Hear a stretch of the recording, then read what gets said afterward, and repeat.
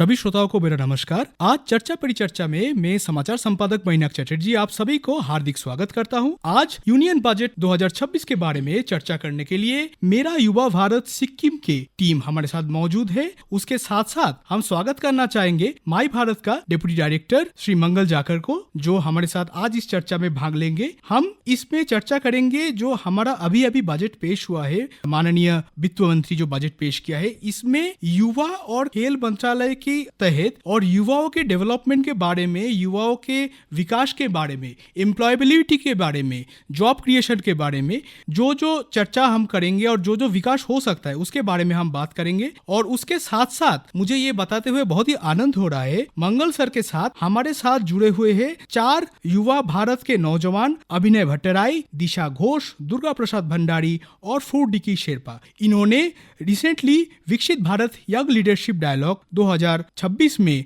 सिक्किम का प्रतिनिधित्व किया है भारत मंडपम दिल्ली में। आकाशवाणी स्टूडियो में आप सभी को हार्दिक स्वागत करते हैं। सर, हमारा पहला सवाल आपको रहेगा कि जैसे ये बजट हमारे माननीय वित्त मंत्री ने पेश किया है, इसको युवाओं के बारे में और युवाओं के विकास के नजरिए से देखा जाए तो सर आपका इसमें क्या राय होगा? मैं आप सभी का युवा कार्यक्रम एवं खेल मंत्रालय भारत सरकार के अंतर्गत संचालित माई भारत सिक्किम की टीम की तरफ से स्वागत करता हूं। जैसा आप सबको बताया गया है, आज की ये परिचर्चा विशेष रूप से यूनियन बजट 2026 जो 1 फरवरी को माननीय वित्त मंत्री ने सभी देशवासियों के सम्मुख पार्लियामेंट के माध्यम से प्रेजेंट किया है, उस पर चर्चा हो रही है।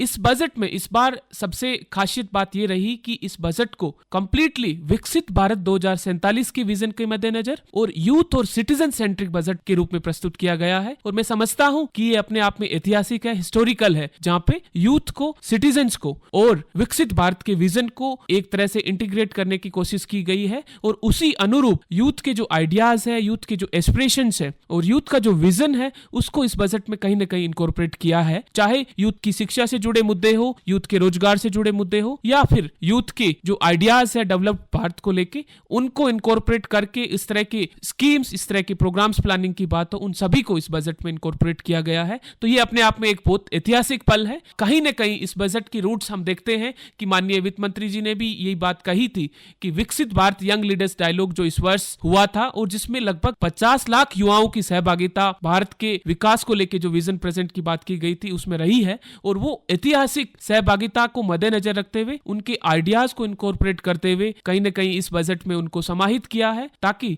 यूथ इस बजट में अपनी बात रख सके और यूथ के जो आइडियाज और विजन है उसके अनुरूप भारत के विकास की गति, दशा और दिशा हम तय कर सके। सर, आपको बहुत बहुत धन्यवाद कि आपने इस चर्चा का समावाद दिया इस शब्दों के साथ। तो दोस्तों, हम अब सीधा चले जाएंगे विकसित भारत यंग लीडरशिप डायलॉग में जो सिक्किम का प्रतिनिधित्व किए हैं और जो माननीय वित्त मंत्री और माननीय प्रधानमंत्री नरेंद्र मोदी ने भी कहा है कि ये बजट विकसित युवाओं के ही बजट, ये जो विकसित भारत का सपना हम सब लोग एक साथ देख रहे हैं, विकसित भारत बाय 2047। और हमारे साथ मुझे कहते हुए ये आनंद हो रहा है कि कुछ विकसित युवा ही हमारे सामने बैठे हैं श्रोताओं। तो आप सीधा उनसे सवाल हमारा रहेगा कि पहले अभिनय जी, आपको जानना चाहूँगा आपसे कि आपने जो विकसित यंग लीडरशिप डायलॉग में ऑलरेडी इस पे चर्चा किया है कि युवाओं का एम्प्लॉयबिलिटी और जो कोर्सेस, जो शिक्षा हमको मिल रहे, शिक्षा से लेकर रोजगार तक, ये जो यात्रा है, कई युवा बहुत अच्छे से तैर कर पाते हैं, कई युवाओं के लिए एक स्ट्रगल हो जाता है। तो आपका as a representative of state and as a young representative from Sikkim, आपका इसमें क्या राय होगा? माई नेम इज़ अभिनय भट्टराई फ्रॉम पाक्योंग। मैं अभी बैचलर्स कर रहा हूँ and I am a volunteer of my Bharat. जैसे कि अभी हमने सुना कि जो भी हमारे आइडियाज़ थे वो प्रधानमंत्री के समक्ष दिए गए हैं and talking about the employment, education and skill. तो कई युवा होते हैं जो कि एक फॉर्मल रूट से भी दे रीच द करियर, वो अपनी गोल को ले पाते हैं। पर कई युवा होते हैं जो कि 80% ऑफ देम लाइक कि वो भटक जाते हैं, उनके पास कोई भी एक ट्रांसपेरेंट पाथ नहीं होता। And also the thing is this, अभी जो इंडस्ट्री चेंज आ रहा है, जो अभी rapid change in the industry हो रहा है, उसकी वजह से everything norms in the world is changing very fast. So we are focusing on the skills more than the degrees, because degrees are something जो कि थे they are providing us the fix part, but अभी जो industry को need है, जो world को need है, उसको रीच करने के लिए स्किल्स आर वेरी इंपॉर्टेंट. और अभी के बजट सेशन जो 2026-2027 में प्रेजेंट किया गया था, उधर भी स्किल्स टू एम्प्लॉयमेंट रेट का बड़ा ही बात हुआ गया है. तो इसीलिए स्किल्स जो कि इधर इम्पोर्टेंस दिखाए गए हैं स्किल्स के बारे में, तो उसके through we are providing vocational educations और जो भी हमारे डिजिटल एजुकेशंस वगैरह है, एआई के रिलेटेड है.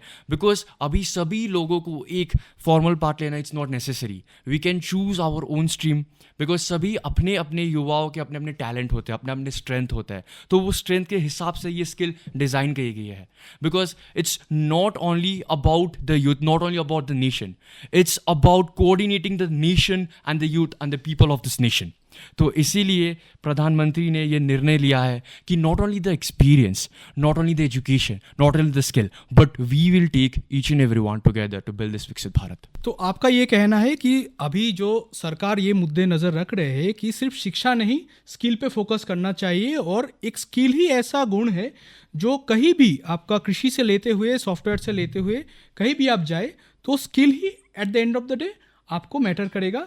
और उससे ही वो जो युवा शक्ति अगर स्किल्ड होंगे, प्रोफिशिएंट होंगे, आत्मनिर्भर होंगे, उससे ही भारत विकसित बनेगा. तो इसी संदर्भ में हम दिशा जी के पास आएंगे और ये पूछना चाहेंगे कि आप सभी को पता होगा कि ये जो विकसित भारत का सपना हम लोग देख रहे हैं और बजट में खासकर पूर्वोदय राज्य का जिक्र किया गया है, और हमारा माननीय वित्त मंत्री ने ये भी कहा है कि युवा का जो एआई हो गया और सॉफ्टवेयर में डेवलपमेंट्स हो गया, जो तकनीकी शिक्षाएं होगी, उसमें ज़्यादा से ज़्यादा फोकस करेंगे और युवा को सशक्त बनाएंगे. जैसे युवा सशक्त होने के साथ साथ देश भी आगे बढ़ पाए, देश भी सशक्त हो पाए. इसमें आपका क्या विचार है? My name is Disha Ghosh and I'm a proud My volunteer from Sikkim. So I'm very honored to get this opportunity to speak here. So firstly, talking about the Purvodaya or the northeastern region, our government of India has pulling the focus towards the northeastern region because when you see the connectivity and tourism, northeastern region plays a very important role. As we have seen the Asia-Africa growth corridor, then the India-Myanmar-Thailand trilateral highway. So connecting with the southeastern region of Asia, northeastern region is playing a very important role, and we have conveyed about all these points in our VBYLD presentations 2026. And taking all this into the mind, I really want to thank Government of India for this opportunity, because here the youth ideas are not only heard, they are also enacted. It is a motive like for the youth, by the youth. So it's by the youth how? By the way we give our presentations, and for the youth is by the budget session, as the budget has been provided by Honorable Finance Minister Ma'am. So today the Union Budget of 2026 have validated our collective vision. Like we can see in this thing, our proposals from creating AVGC Content Creators Lab and Global Archaeological tourism hubs formally incorporated into the national policy. So when we talk about the AVGC Content Creator Labs, it is for animation, visuals and comics. So here we are getting the opportunity, like the youths who are engaged in all these things. For example, if you take the Granth, Ramayana and the Mahabharata, they all can be visualized, and India is playing a very great important role in this by engaging the youth directly into this. This is the orange economy in action, proving that our inputs are shaping the blueprint for Viksit Bharat 2047. This proves that we are not only the beneficiaries of this whole policy, but active participants into the journey of the developmental economy of India. And few other points which has been mentioned in the budget session is firstly about to focus on the semiconductor mission. So here it is talking about the technology and the skilled workforce as well by engaging the youth. Secondly, about the integrated program for labor textile industry. And then we have the promotion of sustainable high-speed rail corridors between cities, which also includes the Tier 2 cities and the Tier 3 cities. For example, connecting Varanasi and Siliguri, which will also be a very important corridor for the entire Northeast region. Then there is upgradation of the allied health professionals also be given importance, where the youth who are taking up courses like allied health professionals, they can also be getting the importance from the government. And then finally, about the STEM fields, like to engage more females into this Viksit Bharat motive which we all have, we can see that hostels are created for females in each and every districts as well. Finally, I would like to say that the Union Budget of 2026 has really given us the blueprint and the foundation for Viksit Bharat 2047. आपको धन्यवाद, आपने बहुत important मुद्दा उठाया है और आप दोनों से ही मैं जानना चाहूंगा, आग्रह करना चाहूंगा, जो आप अभी देश का भविष्य है, आप 2047 तक एक अच्छा मुकाम में पहुंच जाएंगे, ये सब हम उम्मीद करते हैं। आप अभी अगला 10 साल में ये युवा पीढ़ी को, और वो एआई के बारे में आपने बात किया, एम्प्लॉयबिलिटी के बारे में बात किया, आपने विजुअलाइजेशन के बारे में बात किया, जो हमारा पूर्वजों का सबसे बड़ा एपिक है रामायण और महाभारत। तो अगला 10 से 15 साल में आपका युवा पीढ़ी का एक सिक्किम का प्रतिनिधि होते हुए माननीय सरकार से क्या उम्मीद है, और कोई संदेश अगर उनको देना चाहते हैं कि ये विकसित भारत का जो मुद्दे पे रखते हुए बजट पेश किया गया, और क्या क्या इसमें होना जरूरी था आपका राय में? Firstly I want to be very thankful to our finance minister, क्योंकि अभी सबसे जो बड़ा चीज़ है युवाओं के लिए एजुकेशन, उसमें बार्स बढ़ाए गए हैं बाई 8.3%, एंड जो बजट है इसमें दिया गया 1.39 lakhs, बिकॉज जो ये विकसित भारत है इसको हम अगर बिल्डिंग की तरह देखें तो इसका फाउंडेशन है यूथ, और यही यूथ में हम फोकस किए जा रहे हैं, जो कि हमारा एजुकेशंस। और एजुकेशंस मतलब सिर्फ यही नहीं कि मतलब जो आ रहा है उसको पढ़ेंगे, उसको पढ़ के will move forward, but education in the sense कि अभी वर्ल्ड में क्या रिक्वायरमेंट है एजुकेशन के क्वालिटी के ऊपर, एजुकेशन के इंफ्रास्ट्रक्चर के ऊपर, because as you can see even infrastructure में भी we have increase the capital expenditure by 12.2 lakhs crores. Okay, so this is a very big number for India, and this number is just not to utilize in a way कि हम budget खर्च कर रहे हैं, because foundation में हम जितना ही मेहनत डालेंगे, हम फाउंडेशन में जितना फोकस करेंगे, बिल्डिंग उतना ही ऊंचा बनेगा, उतना ही स्ट्रांग बनेगा, राइट? तो इसीलिए कैपिटल एक्सपेंडिचर पर, इंफ्रास्ट्रक्चर पर, एजुकेशन पर इतना जो हमारा योगदान रहा है सरकार से, so for that I am very very thankful and very very grateful on the behalf of the whole youth. And talking about Sikkim, ठीक है, सो फर्स्टली अभी का जो यूथ है उनको सेटल नहीं होना है, ठीक है, बिकॉज उनको अपने देश के लिए कुछ करना है। बिकॉज अभी हम देखते हैं कि नॉर्मली क्या था कि एक सिंपल लाइफ जियो, सिंपल सा जॉब लो और आगे बढ़ो, बट अभी किसी को ये नहीं है कि हमको 25 में जॉब चाहिए फिर विल गेट द प्रमोशन ना हो।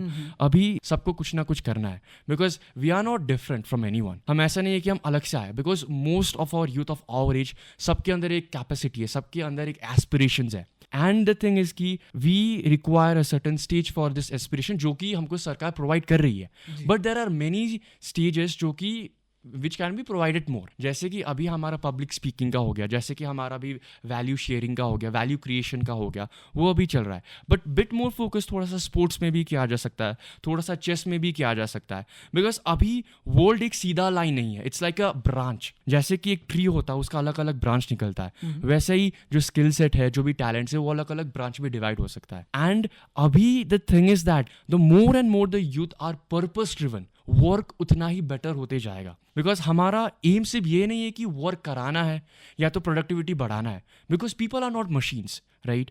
तो जितना ही हमारा पर्पस ड्रिवन होगा, why are we here? Because we are purpose driven in our work, public speaking is our purpose, right? तो वैसे अलग अलग युवा के अलग अलग पर्पस हो सकता है, किसी का चेस हो सकता है, किसी का आर्चरी हो सकता है, किसी का वीडियो एडिटिंग, किसी का graphic designing. So if we provide platforms to all this kind of youth for their different skill set, for their different talents and all, तो वो हमारे लिए और भी बेटर हो पाएगा, बिकॉज इससे पर्पस, इंडस्ट्री स्टैंडर्ड्स और एम्प्लॉयमेंट रेट, ये तीनों एक ही साथ कनेक्ट होगा, और जब ये तीनों एक साथ मिलेंगे then we can truly expect a Viksit Bharat can be build by युवास। दिशा जी?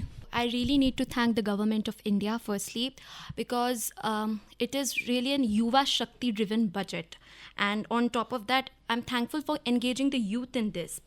The main aim of the budget was the upliftment of all, which includes the underprivileged, the disadvantaged and the poor as well. So coming to Sikkim's part, Sikkim plays a very important role in the northeastern region firstly, and Sikkim is the tiny Himalayan state where it plays a big role in cultural diplomacy as well. We must keep this in mind, because Sikkim is such a state which has Buddhist and the Tibetan culture can be promoted. So talking about that, I feel the Indian government should provide investments in Sikkim through which Buddhist monasteries can more be set up. People from the nearby countries like the Nepal, Bhutan, they can come and there will be direct foreign investments into the Indian economy. It is not only that Sikkim will benefit from it. The whole India will benefit from it. The GDP will grow. Plus, through the direct foreign investments, the local economy will grow. Local people who are working, they will have the benefits of job and ultimately leading to a Viksit Bharat. दिशा जी आपको धन्यवाद। पर आपको मैं ये बताना चाहूँगा कि शायद आपका मन में जो भावना है, हमारा माननीय वित्त मंत्री ने भी ऐसा सोचा है और वेरी रिसेंटली उन्होंने अनाउंस किया है कि एक कमेटी बनेगा जो स्पेशली सिक्किम के लिए एक टूरिज़्म पे ध्यान देगा और जो मोनास्ट्रीज, टेम्पल और उसके सारे उनके साथ जुड़े हुए जो इंडस्ट्री है उस पर ध्यान दिया जाएगा। मैं सबको एक बार हार्दिक बधाई देना चाहता हूं आकाशवाणी स्टूडियो पे आने के लिए। और श्रोताओं, ये मेरे लिए भी बहुत अच्छा अपॉर्चुनिटी था कि विकसित भारत का बात तो हम इससे पहले चर्चा परिचर्चा में भी किए हैं और आगे भी करेंगे, पर ये जो विकसित युवाएं हैं ये आखिर अपना मन की बात आपसे साझा कर रहे हैं, तो ये हमारे लिए बहुत अच्छा महत्वपूर्ण अपॉर्चुनिटी है और हमको लगता है कि आप लोग इससे कहीं लाभान्वित होंगे। इंटरव्यू फॉर्मली क्लोज करने से पहले मैं मंगल सर से फिर एक बार आग्रह करना चाहता हूँ कि अंत में कोई रिमार्क देना चाहे तो। देखिए श्रोताओं, सबसे महत्वपूर्ण बात जो आज हमने आरंभ की है वो ये है कि किस तरह से युवा एक बजट की अंडरस्टैंडिंग रख सकता है, किस तरह वो बजट में अपने इनपुट्स, आइडियाज़ और विजन्स रख सकता है। और यही मुहिम माई भारत के माध्यम से हम आज 3 फरवरी से शुरू करने जा रहे हैं। माई भारत बजट क्वेस्ट के एक स्पेसिफिक नेशन वाइड कैंपेन के माध्यम से मैं सभी श्रोताओं से, सभी युवाओं से निवेदन करूंगा कि वो इस माई भारत बजट क्वेस्ट 2026 में ज़रूर पार्टिसिपेट करें। ये एक तरह से ऑनलाइन प्लेटफॉर्म जो माई भारत पोर्टल के माध्यम से क्रिएट किया गया है, उसके माध्यम से सभी युवाओं को बजट को लेके कितना नॉलेज है और किस तरह से वो बजट के विभिन्न जो डोमेन्स हैं, आयाम्स हैं, उसमें अपने आइडियाज़ शेयर करके कंट्रीब्यूट कर सकता है, फर्दर उन एरियाज़ को बिल्ड कर सकता है, ताकि कमिंग डेज में, कमिंग ईयर्स में इस बजटरी एरियाज़ में और बजटरी प्रोविजंस में किस तरह से उनके आइडियाज़ और विजन्स को भी इनकॉर्पोरेट किया जा सके। जिस तरह से आप सभी ने सुना कि किस तरह से VBYLD 2026 एक तरह से एक फाउंडिंग प्लेटफॉर्म के रूप में बजट के लिए उभर कर आया है, उसी तरह से हम चाहते हैं कि माई भारत प्लेटफॉर्म्स के माध्यम से हम लोग सभी युवाओं के माध्यम से सभी सिटीजन्स तक पहुंचे, ताकि उनकी बजट को लेके अंडरस्टैंडिंग, उनकी एस्पिरेशंस और उनके आइडियाज़ को भी कहीं ना कहीं यूनियन बजट में इनकॉर्पोरेट करें और हम विकसित भारत की दिशा में जो हमारे गोल्स हैं उनको कहीं ना कहीं हासिल करने में इसको सफलता के रूप में हासिल कर सके। उसके बाद सेकेंड राउंड में हम लोग आप सभी के आइडियाज़, एसेज और रिटर्न फॉर्म में हम सभी इन्वाइट करेंगे और लास्ट फेज में, थर्ड फेज में हम सभी जो सेलेक्टेड युवा हैं उनको एक अपॉर्चुनिटी देंगे कि वो भी अपने आइडियाज़ और विजन्स डायरेक्टली और अपने फीडबैक्स और कमेंट्स बजट को लेके जो है वो माननीय प्रधानमंत्री को डायरेक्टली शेयर कर सके। इस तरह से ये एक particular nation wide campaign phase manner में हमने डिज़ाइन किया है। सभी श्रोताओं से निवेदन करता हूं कि इस माई भारत बजट क्वेस्ट और माई भारत बजट की डेप्थ अंडरस्टैंडिंग की मुहिम में आप सभी हिस्सा बने। बहुत बहुत धन्यवाद। सभी श्रोताओं को धन्यवाद। आज का चर्चा परिचर्चा हम इसी मुहिम पे समाप्त करते हैं। फिर मिलेंगे, तब तक जुड़े रहिए आकाशवाणी समाचार गांतोक के साथ।